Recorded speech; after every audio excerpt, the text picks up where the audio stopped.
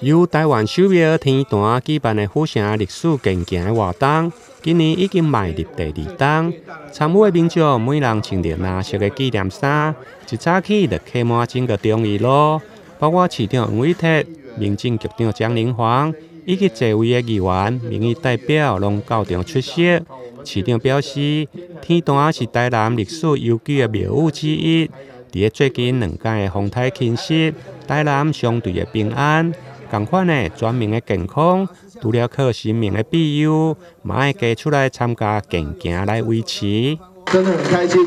好，我们第2届的天坛的健走，其实天坛是我们台南最有历史，而且事实上人气最好的庙宇之一。天公祖玉皇上帝让保庇大家拢平安顺利。那我们也要人也要神。你看那个台风山头儿还有这次的康瑞，其实台南都能够平平安安，相对的能够比较平安。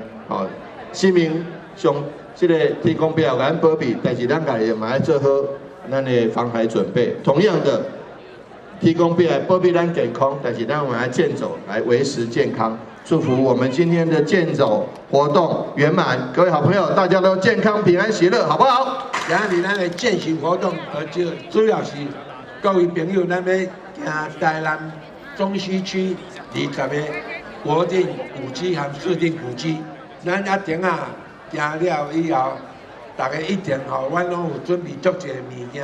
等行了以后，咱会店遮摸彩，今日摸彩有200几份。2024台南府城历史健行全长大约4.2公里，串联中西区20个国定加市定的古迹，对中义路天坛来出发，经过北极点、公会堂、南区气象中心等座位的著名地标。真侪参与的民众拢是全家出动，甚至有公司团体来报名。时间一到，由着市长加天坛董事长共同来敲锣出发。整个活动热烈滚滚。台南新闻林根采访报道。